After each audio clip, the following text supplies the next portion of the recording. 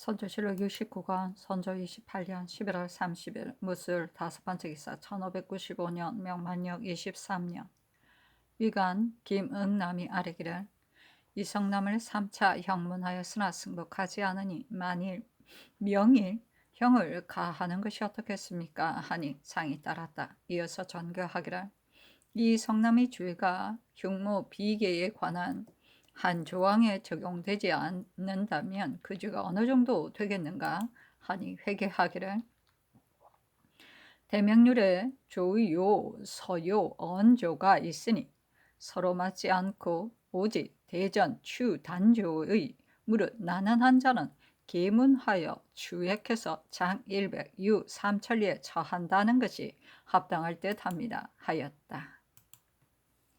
선조실록 29권 선조 28년 11월 30일 무술 여섯 번째 기사 상이 전교하기를 검군의 취재는 본래 법전이 있으니 출신한 사람이라도 법전의 규식에 의해 입격한 뒤에 구전하라 하였다.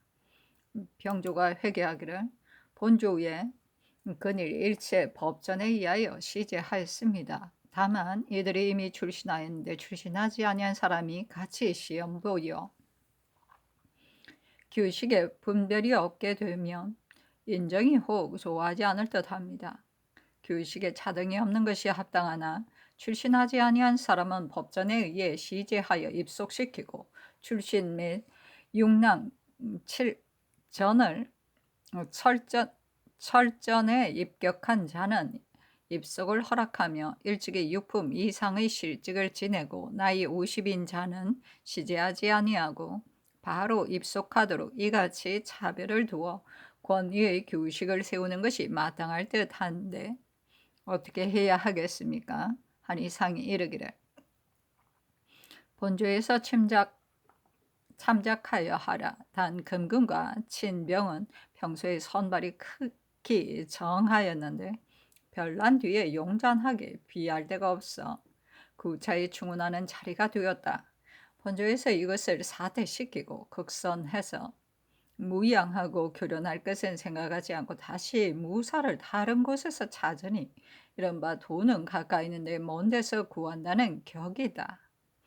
참작해서 시행하라 하였다.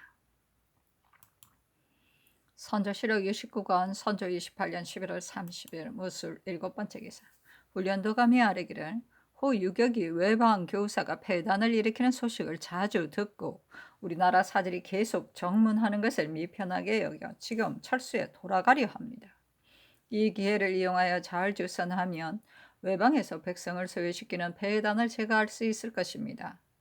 그러나 서방과 남방이 안정되지 못한 시기에 중국 장수의 노여움을 도두어서 이로 인하여 철수하여 돌아가게 한다면 또한 온당하지 못합니다.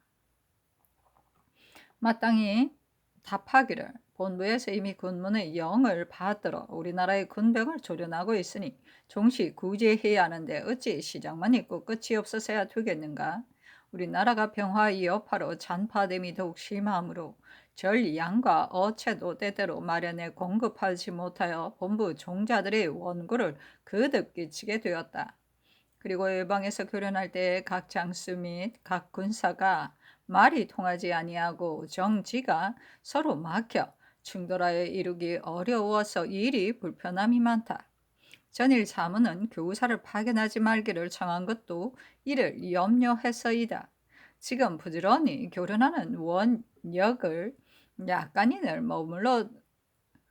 약간인을 헤아려 머물러 두어 조련하는 일을 마무리 짓게 하고 각도의 교사를 아울러 철수하여 돌아가게 한다면 우리나라가 전일 각처에서 교련하고 훈회한 사람을 가지고 한 사람이 10사람을 교련하고 10사람이 100사람을 교련하게 할 수 있을 것이다. 그렇게 되면 본부의 종자들도 오랫동안 지체하고 어려움을 견뎌 나가는 원망을 하지 않게 될 것이다. 또 각자의 파견한 천총, 파총 중에서 청렴, 근실하여 직무를 다하고 공로가 크게 드러난 자는 그 실적을 서술하여 파격적으로 보상하지 아니할 수 없다. 이것은 본부에서 자문하여 보고 시행해서 상벌로 용동하는 방법을 다 하는 데에 달려 있을 뿐이다. 본부는 일시 정보한 말을 가지고 마음에 혐의롭게 여기지 말고 각항의 교사에게 분부하여 성심으로 이를 보살피어 시종 온전하게 하라는 등의 사연으로 승문으로 하여금 시구를 만들어 회답하게 하는 것이 어떻겠습니까?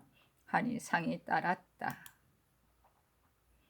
선조실록 29권 선조 28년 11월 30일 무술 8번째 기사 비변사가 아뢰기를 하 두사 이 지휘 두 사람이 남포를 화매하는 일로 여러 날 동안 독촉하였으나 시장에 은이 없어 제때 매매하지 못하니 일이 극히 난처합니다.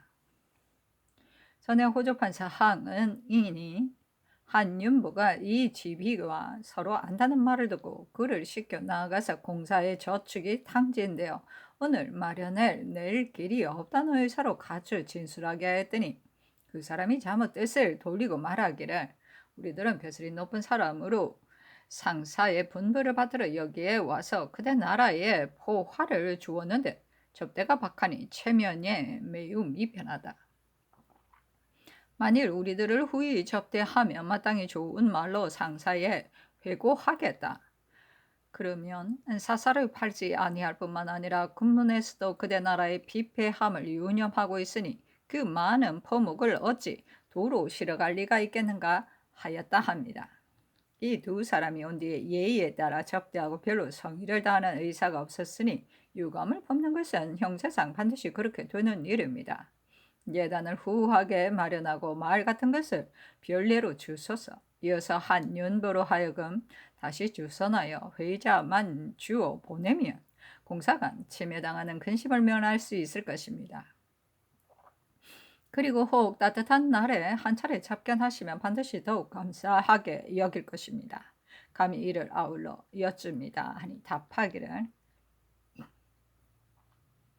이 물건은 당초 우리나라가 자문을 보내어 받으려 한 것이었는데 지금 군문이 약간을 제급하고 이어서 그 나머지를 화매하게 하였으니 우리나라가 감격해야 할 바이다.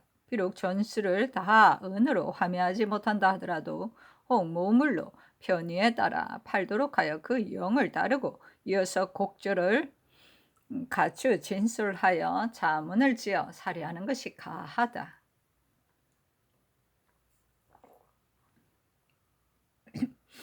우리나라가 은을 사용하지 않는다 하더라도 평소 부경할 때 몰래 은을 가지고 간 것이 몇천 냥인지 알 수 없을 정도로 많았으며 난리 뒤에 은 사용을 금함에 없어서 중국 사람과의 매매에 은을 쓴 것이며 또 몇 사람 몇 냥인지 알 수 없을 정도로 많았다. 그런데 지금 군문의 영의 말을 둘러대어 막으니 이것이 성실한 도리에 어떠하겠으며 저 중국관원이 어찌 모를 리가 있겠는가? 이러므로 전일 운운한 바의 말은 매우 부끄러움직하며 형적이 인색한 것 같다. 이 포목은 장차 받으려는 것처럼 하였는데 내가 처음 해조에서 막는 것을 보고 온당하지 못하게 여겼으나 문자상에 나타내기 어려워서 말하지 않았었다. 지금 계사를 보니 위관의 달콤한 말에 감동하여 회자만 준다느니 한윤도로 하여금 주순하게 한다느니 하는 말은 삼가 옳지 않다고 여긴다. 설사 주선한다 하더라도 약간의 필은 화매하여 입송함으로써 궁핍하며 하여 전수를 다 화매하지 못하는 의사를 보이지 아니할 수 없다. 접대는 각별히 후하게 하는 것이 가하다. 접견하는 일은 저들은 군문의 영을 받아 포화를 제급하는 사람이므로 다른 사람과 다르니 어찌 침림하여 살해하고자 하지 않겠는가. 그러나 불행히 추위가 든 뒤로 담증이 심하고 또 이제 감기가 들어 형세가 접견하기 어려우니 이것이 안쓰럽다 하였다. 선조실록 69권 선조 28년 11월 30일은 무술 9번째 기사 정사의 적반사 김수가 11월 22일 성첩하여 치게 하기를 본월 19일 이른 아침에 중국 사신이 분부하기를 속히 인부와 말을 조발하라. 20일에 출발하여 부산으로 향하겠다 하였습니다. 이것은 전에 말한 청정은 1년 동안 더 나아가지 아니하고 우리는 1년 동안 나아가지 않는다는 의사와 크게 서로 달랐습니다. 그래서 신이 극히 괴이하게 여겨 곧 남호정, 장만록 등으로 하여금 쟁변하고 문답하게 하였더니 이것과 다른 견문한 일은 별록에 자세히 있습니다 하였는데 상이 비변사에 내렸다. 소록은 다음과 같다. 11월 18일 이경에 중국 사신이 보낸 기패관 뉴스가 북경으로부터 돌아왔습니다. 19일 새벽에 사신이 남호정에게 분부하기를 석기 인부와 말을 조발하라. 내가 22일에 떠나겠다 하므로 남호정이 고하기를 청정이 물러갔는가 하니 사신이 분기를 얼굴에 가득 띠고 그대는 물을 것이 없다.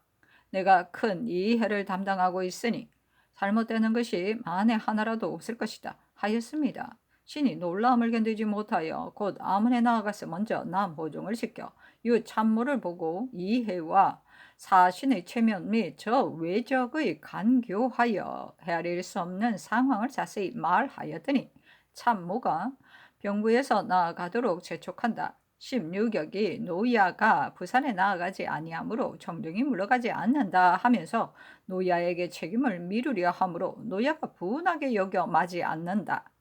내가 이미 질에 나아가서는 안 됨을 말하였으나 노야가 마음을 돌리지 않는다 하였습니다. 신이 장만록 이서 등을 보고 극히 이를 말하고 사신에게 면대해서 고할 것을 청하였습니다. 장만록 등이 들어가서 고하였더니 말하기를 나도 알고 있으나 조정에서 사람을 보내와서 재촉하는 것은 나에게서 말미암은 것이 아니다 하였습니다. 신이 곧 중군 왕승 리얼 전량 양귀로 기패 전 진금 등에게 곧장 들어가서는 안 되는 상황을 극명 말하였더니 모두 그렇게 여기고 번갈아 들어가 여쭙고 나와서 말하기를 노야가 이미 뜻을 정하여 다시 돌이킬 의사가 없어 말하기를 흉노가 들어간 것은 소무의 뜻이 아니었으나 10년 동안 한절을 지킨 것은 소무이다. 내가 어찌 김 판서와 공들의 의견을 모르겠는가 하였습니다. 신이 장만옥에게 간청하여 노야가 이미 소음으로 자처하여 이가 이미 극진하였으니 다시 한 말씀 더 번거롭게 하지 않겠다. 그러나 그때와 지금은 상황이 다르니 소무가 절일을 세워 의리를 본받을 수 없다. 노야는 다시 깊이 생각하기를 청한다고 말하게 하였습니다. 정만록이 들어가 고환이 답하기를 가사 저 외족의 모의를 헤아릴 수 없다면 내가 여기 있거나 부산에 있거나 무엇이 다르겠는가. 내가 책봉사로 조만간 일본에 들어감을 면할 수 없다. 설사 저들이 다 물러간다 하더라도 내가 대마도에 들어간 뒤에 구류하면 그때는 내가 하는 대로 맡겨두겠는가. 황상이 위령이 멀리까지 퍼지고 하늘의 해가 내리 비추고 있으니 저들이 비록 헤아릴 수 없기는 하지만 또한 감히 하지 못할 것이다. 설사 이로서 말한다면 조선의 경내에서 구류되어 있는 것이 또한 일본 안에서 구류되는 것보다 낫지 않겠는가 하였습니다. 신이 또 고하기를 어제 국왕의 뜻을 봤더니 외정이 간교하여 실로 헤아리기 어려운 바이다. 아마도 노야가 곧장 적의 진영에 들어가면 나아갈 수도 물러갈 수도 없게 될 듯하다. 자문을 만들어 보내고자 하나 또 문서가 번거로울 듯하여 배신에게 간절히 고하여 중지하게 하셨다. 지금 노야의 분부를 듣고 놀라움을 견디지 못하여 감히 와서 고한다. 노야가 이미 소음으로 자처하여 중간에 의담이 말밖에 드러났으니 다시 무슨 말을 있겠는가. 그러나 저들 또한 다른 말이 없고 오직 주신이 들어오기만 기다리고 있으니 노야는 다시 깊이 생각하여 우선 정지하고서 한편으로는 적당한 장관을 차출하여 죽도 앙골포 가덕도 외인의 다수를 순시하고 한편으로는 조신이 돌아오고 외인이 철수하는 길을 기다린 뒤에 들어가더라도 늦지 않다. 또 혹 다시 요구하는 바에 말이 있으면 노야가 스스로 처치함이 있을 것이다 라고 들어가 고하자 답하기를 설사 이르지 못하고 돌아가더라도 나는 밀양에서 돌아갈 수 없으니 모름지기 부산에 이르러 스스로 처치하겠다 하였습니다. 장만록이 중군 등의 관원과 서로 더불어 눈물을 머금고 신 및 남호정을 가리켜 말하기를 두 사람의 정을 어기기 어렵다 하였습니다. 신이 또 중군에게 간청하였더니 중군이 조정의 큰 복이 오래고도 오래이다. 마땅히 좋지 않음이 없을 것이다. 하고 서로 더불어 눈물을 흘렸습니다. 20일 신이 아문에 나아가 남호정을 시켜 장만록을 보고 배신이 밤새도록 자지 아니하고 되풀이하여 생각해봐도 끝내 운동하지 못한 바가 있으니 다시 만나보고 면대해서 진달하리 한다 하고 들어가 고하자 답하기를 반세의 뜻은 내가 어찌 모르겠는가. 나의 은사가 확정되었으니 만나볼 필요가 없다. 판서의 힘씀이 이에 이르렀으니 그 중심을 알만하다. 내가 범의 굴에 들어감에 있어 스스로 마음속에 계책이 있으니 잘못되는 것이 만에 하나라도 없을 것이다. 나에게 주의가 있으니 판서는 안심하도록 가라. 머무르는 것이 서로 바라보이는데 가지도 않고 오지도 않으면 마침내 완결될 길이 없고 사람들은 모두 나에게 시비를 따질 것이다.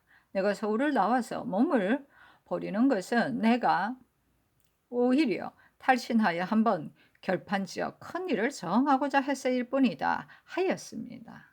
장만록이 우리들이 문화의 재관과 간쟁하여 마지 않았으나 노야가 끝내 뜻을 돌이킴이 없다. 판서가 이와 같으니 아래어 보아도 도움이 없으니 번거롭게 말하지 말라 하였습니다. 서울에 있을 때부터 비변사에 계하한 공사로 인하여 남호종을 시켜 호 유객이 철수에 돌아가는 일을 비밀히 도모하였더니 유스가 성노야가 손 실랑에게 공문을 보내었으니 멀지 않아 철수할 것이다 하였습니다. 중국 조정에서 기별이 따로 없으니 유스 건 장령에게 남병 3천을 조발하여 머물러 두고 길러서 외의 비열란에 대비하게 하였는데 집을 떠난 지 오래되었는데도 돈과 양식을 주지 아니하니 10월경에 분을 품고 난리를 일으키기를 꾀하다가 일이 발각되어 3,300여구를 죽였고 그 나머지는 달아나기도 하고 용서하기도 하여 지금은 이미 평정되었다 하였습니다.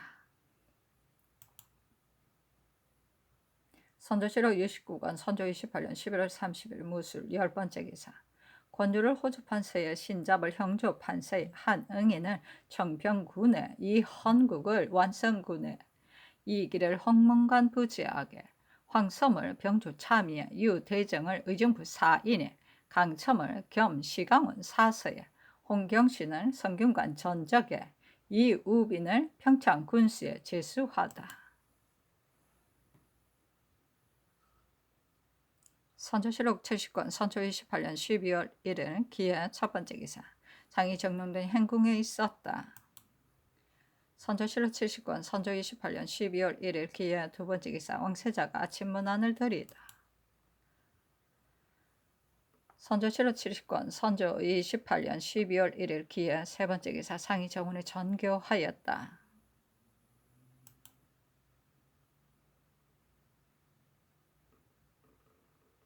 지금 듣건대 상사가 갑자기 적의 진영으로 들어갔다 하니 끝내 어떻게 될지 알 수가 없어. 매우 민망하다. 설사 적이 다른 뜻이 없고 곧 철수한다 하더라도 전자의 명을 받드는 것이 이 어떠한 사체인데 신중히 하지 아니하고 지레 스스로 들어가서 흉적으로 하여금 그 전심을 엿보고 가벼이 보게 하였으니 그 차사가 잘못이 아닌가? 상사가 들어간 뒤에 반드시 모종의 기별이 있을 것이니 합당한 사람 하나를 보내어 상사와 부사에게 처음 외영에 들어간 것을 문안하고 이어 적의 정황과 소식을 황신에게 묻게 하는 것이 어떻겠는가. 부사가 들어간 뒤에도 그 사이의 사체와 동정을 듣지 못하겠으니 또한 민망하다. 대개 내가 헤아려 보건대 상사가 외적의 진영에 가베에 들어간 것은 반드시 흉적의 술책에 떨어진 것이니 장래 일이 반드시 좋지 않을 것이다. 의계하도록 비변사에 말하라. 선조실록 70권 선조 28년 12월 1일 기해 네 번째 기사. 동부선지 유담무에게 전교하기를 반역 죄인은 삼성 교자해야 하지만 요원으로 대중을 미혹시킨 것도 삼성 교자해야 하는가 주국정에 가서 살펴서 하라 하였다. 윤 담무가 위관의 의견으로 회개하기를 당초 이 성남이 고소당한 죄는 반역에 관계되었으므로 골정에서 출국하기에 이르렀으나 대풀이의 깊이 힐문하여도 끝내 근거할 만한 단서가 없기 때문에 의금부에 내려 삼성이 같이 취국하기를 청하였던 것입니다. 지금 성상의 전교를 받으니 지극히 합당합니다. 의금부로 하여금 처치하도록 하는 것이 마땅합니다. 그리고 이성남은 형신을 세 차례 받았으나 시종 발명하니 요운으로 대중을 미혹시킨 죄로 단정하는 것이 온당하지 못한 듯합니다. 하니 상이 알았다고 하였다. 선조실록 70권 선조 28년 12월 1일 기해 5번째 기사. 동부승지 윤단무에게 전교하였다. 이 성남은 의금부에서 승전을 받들어 출국하도록 하고 그 나머지 각인은 모두 방송하라. 선조실록 70권 선조 28년 12월 1일 기해 6번째 기사.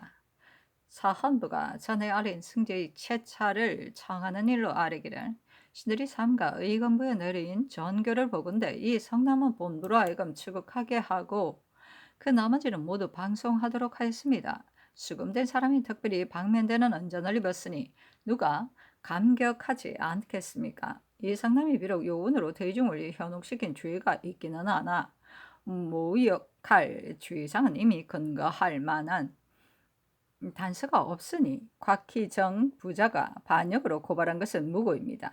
이제 만일 완전 석방하면 이루 말할 수 없는 후일의 패단이 있을 것이니 다시 국문하여 그 죄를 정하소서 하니 답하기를. 승진은 이미 추구하였으니 윤허하지 않는다. 나머지 일은 아랜대로 하라 하였다. 선조실록 70권 선조 28년 12월 1일 기해 7번째 기사. 비변사가 아뢰기를 부사가 외영에 들어간 지 오래인데도 용도들이 아직까지 완전히 철수하지 않고 있는데 이제 정사가 또 질에 들어가서 자모 자정의 도리를 잃었으니 결국 어찌 될지 몰라 신들도 염려하고 있습니다. 이것은 병부의 분부에서 나온 것이어서 중국 사신도 마음대로 할 수 없으니 우리로서는 반드시 진실로 그 사이에서 힘을 쓸 수가 없습니다.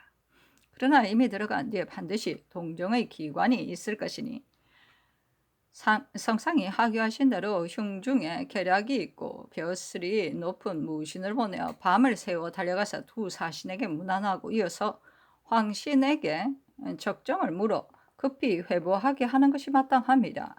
또 김희계에게 듣건대 16역이 부사에게만 문안하고 자기에게는 문안하지 않는 것을 유감스럽게 여긴다 하니 지금 아울러 문안하는 것도 무방할 듯합니다.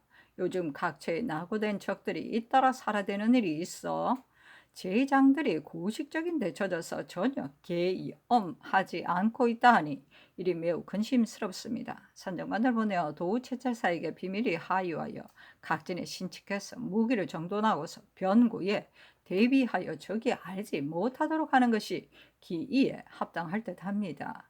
하니 상이 따랐다. 선조실록 70권 선조 28년 12월 1일 기해 8번째 기사. 비변사가 아뢰기를 노을 가족 등 각인에게 비단을 주는 일을 여희원이 이미 마신 등에게 말하여 정울로 기약하였습니다. 이런 희원이 당초 본국과 상의하지 아니하고 정한 것입니다. 그러나 그 계책은 달로는 천성이 탐욕스러움으로 반드시 물품으로 기미하여 그 병화의 단서를 막으려 한 것이니 조초 대비하여 그 처치를 관망하지 않을 수 없습니다.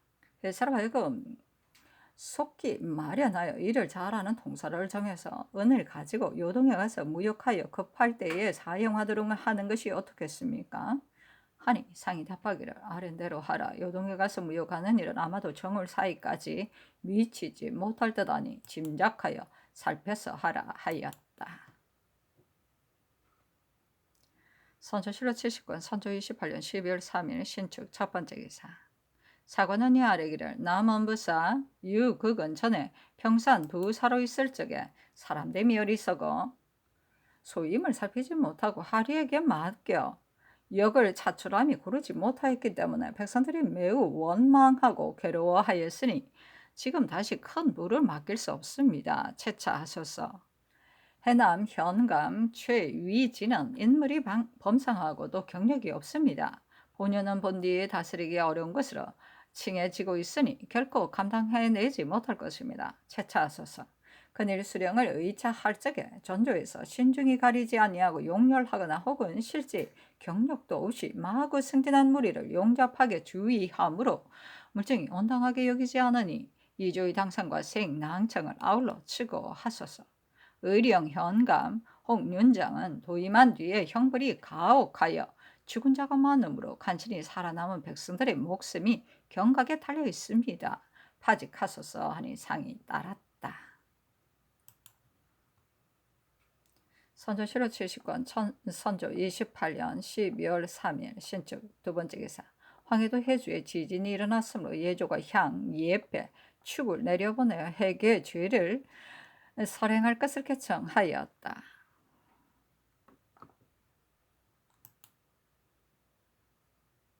선조실록 70권 선조 28년 12월 3일 신축 세번째 기사.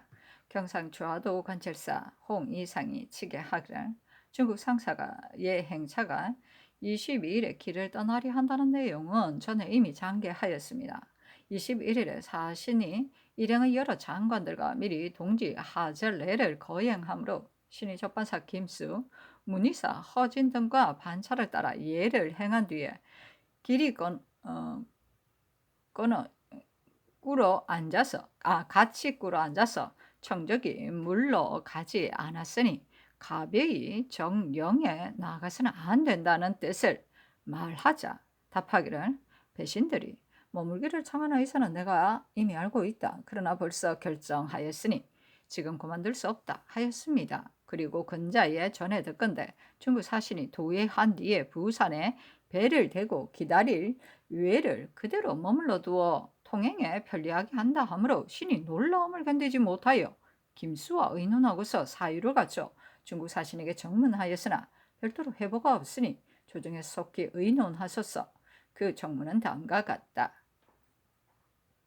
조선국 배신 경상도 관찰사 홍희상은 성유를 받는 일로 말씀드립니다. 원래 약속한 3가지 이외에는 다시 달리 요구하지 않고 한 명의 외인도 남지 않아야 말아야 책봉사가 가서 보응하라는 명지를 받들었으니 이를 삼가 준행하는 것이 이외에는 다시 의논할 여지가 없습니다. 비직이 덕건대 부산에 배를 대고 기다리는 외인을 머물러 두어 통행에 편리하게 하려 한다 합니다. 비직이 전에 들은 말을 조회해 보니 다 믿을 수는 없으나 이쪽 강토와 저쪽 경계에는 본래 정한이 있어 관진과 하해가 각기 주관하는 자가 있으므로 책봉사가 도의한 뒤에 공차로서 일본에 간 조선의 선장은 대마도에 도착하였다 즉시 돌아오고 공차로서 일본에 돌아오는 대마도 선장도 부산에 도착하였다는 즉시 돌아가는 것인데 어찌 반드시 부산에 외인을 머물려 둔 뒤에야 통행에 편리하겠습니까? 더구나 우리를 대마도에 머물러 두면 저들이 반드시 좋아하지 않을 것인데 저들을 부산에 머물러 두려는 것을 우리가 어찌 좋아하겠습니까? 우리 종족이 아니면 협극이 생기기 쉬운 법이니 건원을 뽑아버리는 것은 바로 이때에 달려 있습니다. 바라건대 노이아는 유격 심유경에게 공문을 보내어 만일 외적이 과연 이러한 요구를 한다면 명지를 준봉하여 의리에 의거해서 바로 끊어버리고 뒷날의 재앙을 끼치지 말도록 하는 것이 진실로 편익하겠습니다. 경계와 관진에 관계되는 중대한 일이므로 갖추어 정문합니다 하였는데 상이 비변사에 내렸다. 비변사가 회개하기를 홍의상의 정문안의 뜻은 매우 타당합니다.